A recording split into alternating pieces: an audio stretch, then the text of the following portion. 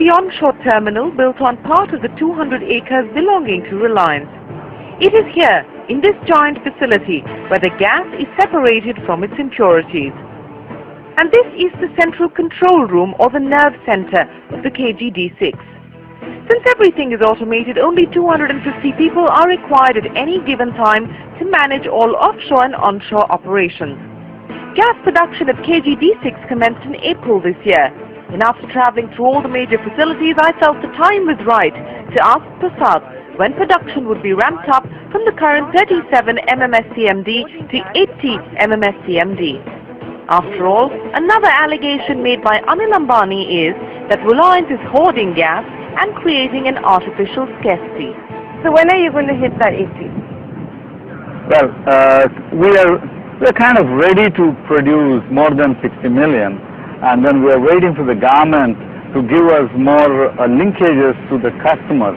See, right now they have given us linkages up to 40 million, and then accepting NTPC, we have signed all the agreements, and we are also almost delivering gas to people, except one or two customers like SR and GAIL, who will be taking gas probably next week, and then Double RGPPL would start from 1st of October, but otherwise, we are almost there at 40 million. Yeah. So now we are eagerly waiting for the new EGOM to be formed so that the government can give us more linkages.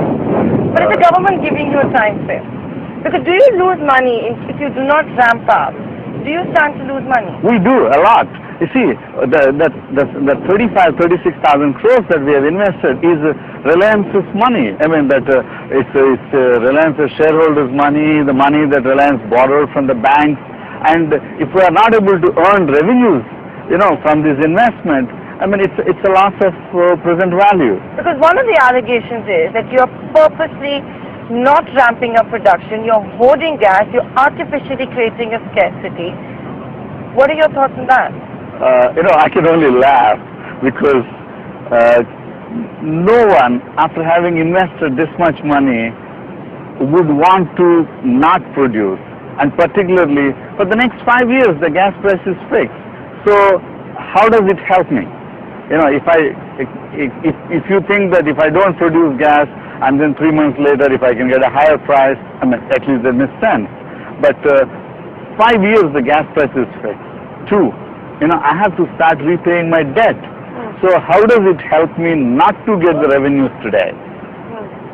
And the only reason that we are not able to produce more is because of the procedural delays in forming a new EGOM and then giving us more allocation. So because of what the government is not being able to fast track, you're not able to ramp up production. Absolutely. So in a lighter vein, it is the government which has decided to hoard the gas, not Reliance. The other thing which has gone against you in the recent few months has been this clarification that has come that now the 7-year income tax holiday does not stand. What does that mean for you? What kind of a big hit will you take? It's a big hit because, in the original NIO back in 1999 and also in the production sharing contract, it's very clearly mentioned that, and also other supporting documentation, it's very clearly mentioned that both oil and gas are eligible for tax holiday. Now, we can split hairs and then, give a new definition to the mineral oil just for the sake of, ATIB and then say, oh, this doesn't include gas. But I think it's unfair and, we have been made a promise based on which we all took so much risk and then put in these big investments, and then when the investments are about to fructify, saying that, the gas is not entitled to a tax holiday, I think is a bit unfair. But we love numbers, so give us like a broad range, don't give us the exact thing. What could it mean for Reliance industry? If you look at it, may be at least, I would say of the order of $2 billion over the 7 years, but I need to recheck the numbers. You're a financial channel, you love to have the numbers, and then, I hate to give out numbers because, these are very sensitive information. But if you don't get that income tax holiday, would you consider arbitration? What would be the next step? Yes, we do have to consider all the arbitration is the last resort.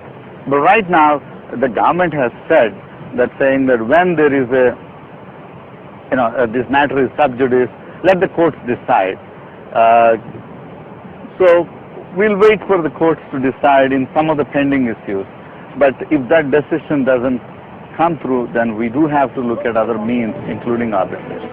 So all Reliance can now do is wait for the empowered group of ministers to decide on extra linkages to ramp up production. But more importantly, it's eagerly awaiting for the Supreme Court's judgment once the daily hearings begin on the 20th of October.